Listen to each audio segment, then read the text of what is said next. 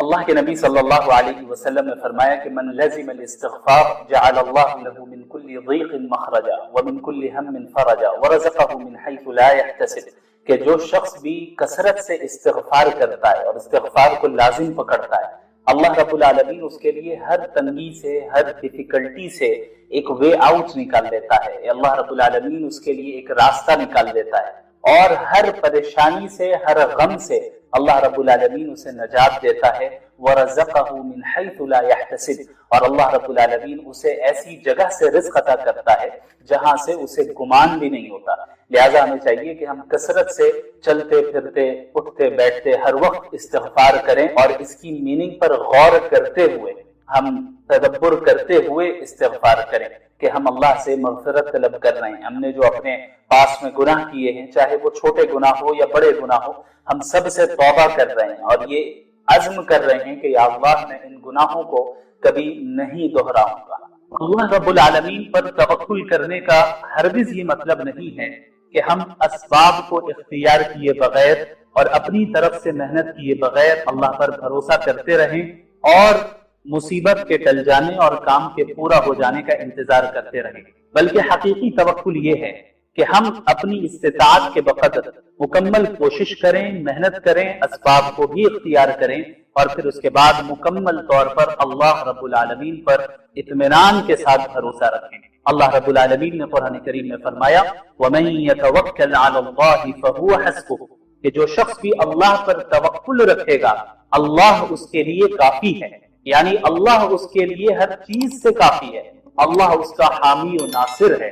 آپ اندازہ کریں کہ اللہ رب العالمین آپ سے براہ راست کہہ رہا ہے کہ میں تمہارے لیے کافی ہوں۔ یہ کیا ہی بہترین راحت کا ذریعہ ہے اور اطمینان کا ذریعہ ہے۔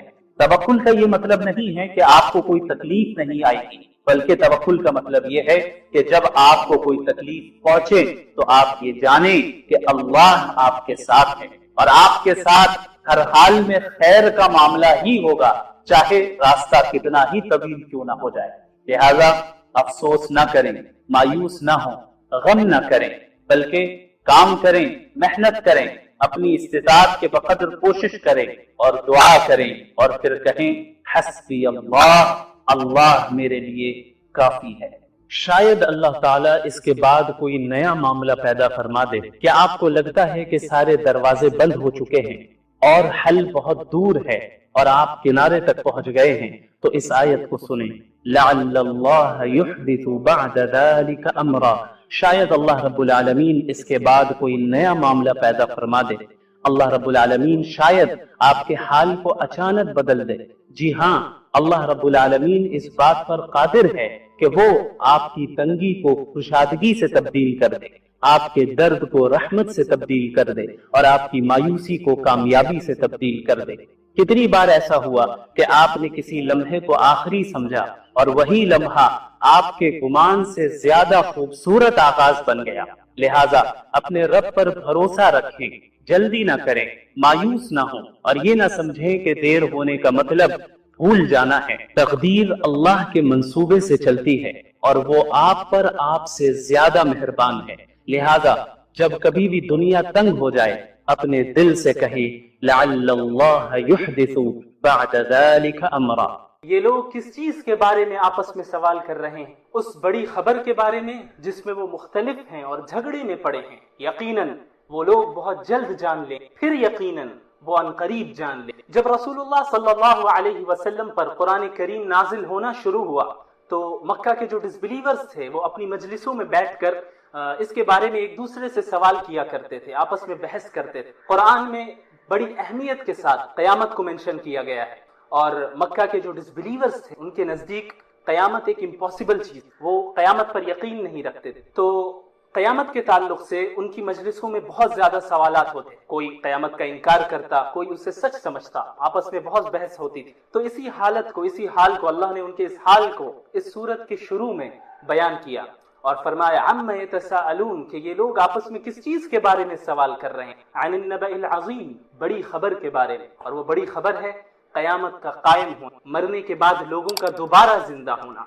الذی هم فیہ مختلفون، اور یہ ایسی خبر ہے جس میں ان کے درمیان اختلاف ہے کہ کوئی قیامت کو سچ سمجھتا ہے تو کوئی اس کا انکار کرتا ہے۔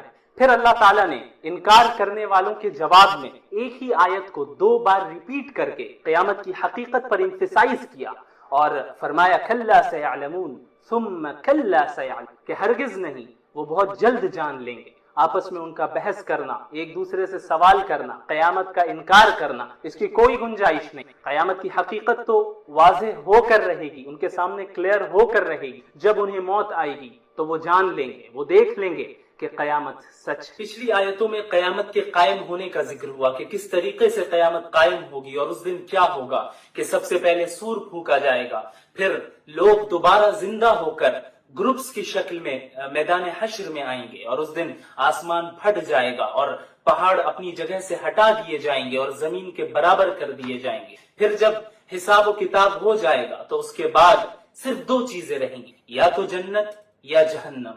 تو اللہ تعالیٰ نے آج کی ان آیتوں میں پہلے جہنم کا ذکر فرمایا کہ جہنم والوں کے ساتھ کیا ہوگا۔ تو اللہ تعالیٰ نے فرمایا ان جہنم کانت مرصادا، کہ بے شک جہنم طاق میں ہے، انتظار میں ہے۔ کس کے انتظار میں؟ للطاغین مآبا، کہ جو نافرمان ہے، سرکش ہیں، جہنم ان کا ٹھکانہ ہے، جہنم ان کے انتظار میں ہے۔ ان لوگوں کو، ان نافرمانوں کو، سرکشوں کو جہنم کی طرف ہی لوٹ کر جانا ہے۔ اب وہ جہنم میں کتنے دن رہیں گے؟ لابثین فیہا احقابا، کہ وہ جہنم میں مدتوں رہیں گے۔ اللہ تعالیٰ نے یہ نہیں فرمایا کہ 1 دن رہیں گے، 2 دن رہیں گے، 1 سال رہیں گے، 2 سال رہیں گے، بلکہ وہ جہنم میں مدتوں رہیں گے۔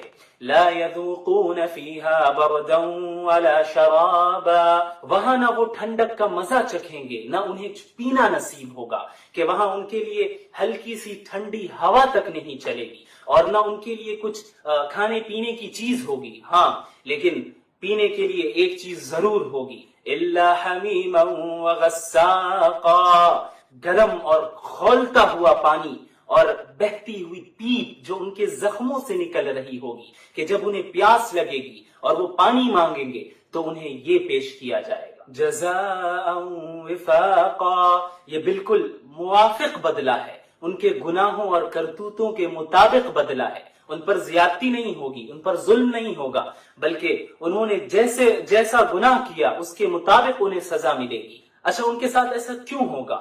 وہ دنیا میں کیا کرتے تھے؟ انہم کانوا لا یرجون حسابا، کہ وہ جب دنیا میں تھے تو وہ حساب و کتاب کی توقع ہی نہیں رکھتے تھے، یعنی کوئی گناہ کرتے تھے، کوئی عمل کرتے، کوئی گناہ کرتے تو انہیں یہ بالکل خیال ہی نہیں ہوتا کہ انہیں اس کے متعلق جواب دینا ہوگا، اس کے متعلق ان سے سوال ہوگا، انہیں اللہ کے سامنے کھڑا ہونا ہوگا۔ کیوں؟ کیا انہیں کوئی ڈرانے والا نہیں آیا؟ انہیں کوئی نصیحت کرنے والا نہیں آیا؟ کہ کیا انہیں کوئی یہ کہنے والا نہیں تھا کہ تم اللہ اور اس کے بندوں کے حقوق ادا کرو، نماز ادا کرو، روزے ادا کرو؟ تھا، لیکن انہوں نے نصیحت قبول نہیں کی۔ وَكَذَّبُوا بِآيَاتِنَا كِذَّابًا، اور انہوں نے ہماری نشانیوں کو جھٹلا دیا، اپنے قول کے ذریعے بھی اور اپنے عمل کے ذریعے بھی، کہ وہ کہتے کہ ہم ایک اللہ پر ایمان نہیں لاتے، اور قیامت امپاسبل ہے، قیامت کیسے قائم ہو سکتی ہے، ہم سب جب مر جائیں گے تو دوبارہ کس طرح زندہ ہو سکتے ہیں۔ اپنے قول کے ذریعے بھی جھٹلاتے تھے اور اپنے عمل کے ذریعے بھی، اپنے ایکشنز کے ذریعے بھی ایسی حرکت کرتے جو اللہ کے حکم کے خلاف ہوتی۔ آج ہمارا بھی یہی حال ہے کہ ہم یہ تو کہتے ہیں کہ ہم مسلمان ہیں، ہم اللہ پر ایمان لاتے ہیں، لیکن اپنے ایکشنز کے ذریعے ہم اللہ کی نشانیوں کو جھٹلاتے ہیں۔ ہمیں نماز پڑھنے کا حکم دیا گیا، لیکن ہم نماز نہ پڑھ کر اللہ کے حکم کی نافرمانی کرتے ہیں۔ تو وہ لوگ اس طریقے سے اپنے ایکشنز کے اور اپنے قول کے ذریعے اللہ کی آیتوں کو، اللہ کی نشانیوں کو جھٹلایا کرتے۔ تو کیا اللہ ان سے غافل تھا جب وہ ایسا کرتے تھے؟ وَكُلَّ شَيْءٍ أَحْصَيْنَاهُ كِتَابًا، اور ہم نے ہر چیز کو گن گن کر لکھ لیا۔ اللہ ان سے غافل نہیں تھا، اللہ دیکھ رہا تھا، سن رہا تھا۔ اللہ آج بھی غافل نہیں ہے، ہمیں دیکھ رہا ہے، سن رہا ہے۔ ہم جب تنہائی میں جاتے ہیں، ہم کیا بولتے ہیں، کیا سوچتے ہیں، کیا کرتے ہیں، ایک ایک چیز لکھی جا رہی ہے۔ ہم جب بات کرتے ہیں تو ایک ایک لفظ لکھا جاتا ہے۔ اللہ تعالیٰ ہم سے غافل نہیں، اللہ موجود ہے، ہر جگہ سن رہا ہے، دیکھ رہا ہے۔ فَذُوقُوا فَلَن نَّزِيدَكُمْ إِلَّا عَذَابًا، تو اب جہنم کا مزہ چکھو، اب جہنم کی آگ کا مزہ چکھو، جہنم کی پیپ کا مزہ چکھو، کھولتے ہوئے پانی کا مزہ چکھو، وہاں کی زنجیروں کا مزہ چکھو، جو تم نے اللہ کی نافرمانی کی اور دوسروں پر ظلم کیا، گناہوں میں زندگی گزاری، اب جہنم کا مزہ چکھو۔ فَلَن نَّزِيدَكُمْ إِلَّا عَذَابًا، اور اب تو ہم تمہارے لیے عذاب بڑھاتے ہی چلے جائیں گے۔ پچھلی آیتوں میں جہنمیوں کا ذکر ہوا کہ جہنم میں ان کے ساتھ کیا ہوگا اور کیوں ہوگا، اور اب اللہ تعالیٰ دوسری جانب کا ذکر فرما رہے ہیں، یعنی جنتیوں کا ذکر فرما۔ اللہ نے فرمایا ان للمتقین مفازا، کہ بے شک متقیوں کے لیے کامیابی ہے، جنہوں نے اللہ کا لحاظ رکھا، نیک اعمال کرتے رہے، گناہوں سے بچتے رہے، اللہ سے ڈرتے رہے، اللہ کے حقوق ادا کیے، بندوں کے حقوق ادا کیے، بے شک ان لوگوں کے لیے کامیابی ہے۔ اور جنت میں داخل ہونے سے بڑی کامیابی کیا ہو سکتی، اور اس سے بڑی کامیابی کیا ہو سکتی کہ جب قیامت کے دن سارے لوگ ڈرے ہوئے ہوں، سہمے ہوئے ہوں گے، گھبرائے ہوئے ہوں، تو اس وقت آپ اللہ کے عرش کے سائے کے نیچے مطمئن بیٹھے اور سکون سے بیٹھے۔ ان للمتقین مفازا، بے شک متقیوں کے لیے کامیابی ہے۔ انہیں کیا ملے گا؟ حدائق واعنابا، باغات ہوں اور انگور ہوں، یعنی بہت سارے باغات ہوں گے جن میں خوبصورت درخت ہوں گے، کھانے پینے کی اچھی چیزیں ہوں جن میں انگور بھی ہوں۔ قرآن کے اولین مخاطب جو ہیں، جو سب سے پہلے قرآن نے جن سے خطاب کیا، وہ مکہ کے لوگ تھے، اور مکہ کے لوگوں کے لیے انگور ایک معروف پھل تھا، اور یہ طائف کے شہر سے مکہ آتا تھا، اور جب یہ پھل آتا تو وہ بہت خوش ہو جاتے اور بڑے مزے سے اسے کھاتے، اور اس کے ذریعے مختلف دیگر کھانے پینے کی چیزیں بناتے۔ تو گویا اللہ تعالیٰ ان سے فرما رہے ہیں کہ یہ جو انگور تم یہاں پہ کھاتے ہو مزے کے ساتھ، قیامت میں، آخرت میں، جنت میں اس سے کئی گنا زیادہ بہتر انگور، حدائق واعنابا، اور جنتیوں کے لیے خوبصورت بیویاں ہوں۔ اللہ تعالیٰ نے فرمایا وَكَوَاعِبَ أَتْرَابًا، اور نوجوان ہم عمر عورتیں ہوں۔ کواعب ان عورتوں کو کہتے ہیں جو اپنی شکل و شباہت کے اعتبار سے اور اپنی باڈی سٹرکچر کے اعتبار سے نہایت خوبصورت ہو اور بالکل پرفیکٹ ہوں، اور اترابا وہ عورتیں ہیں جو ہم عمر ہوں اور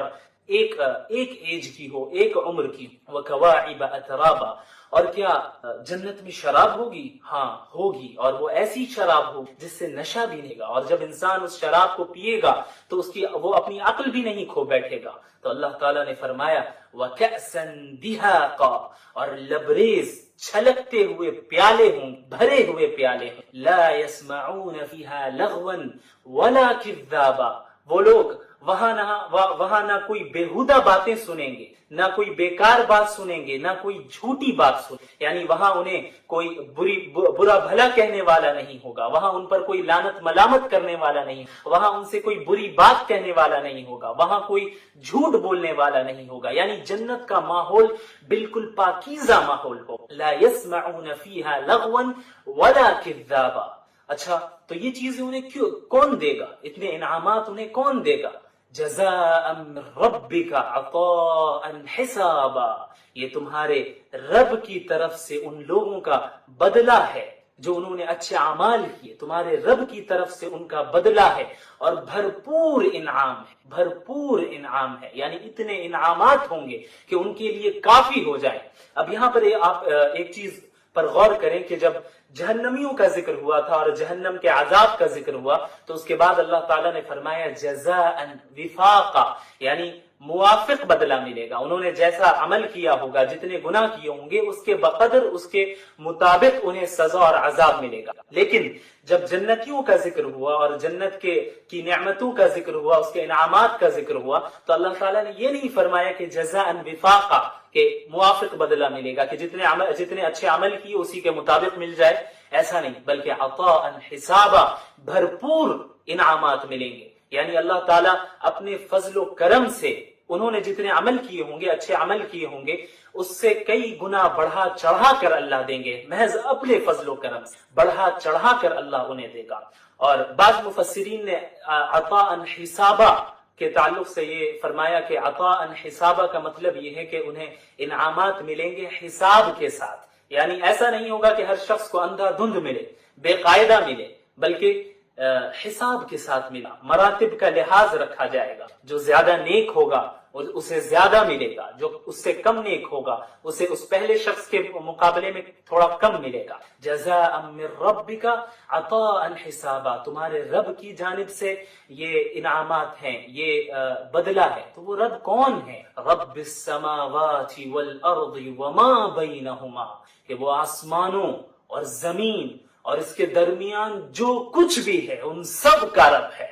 الرحمن، وہ بہت بڑی رحمت والا ہے۔ لا یملکون منہ خطابا، لا یملکون منہ خطابا، اور اسی کے ساتھ ساتھ وہ ایسی ہیبت والا رب ہے کہ کسی کی مجال نہیں کہ اس رب کے سامنے اپنی زبان کھولے۔ آج کے لیے اتنا ہی۔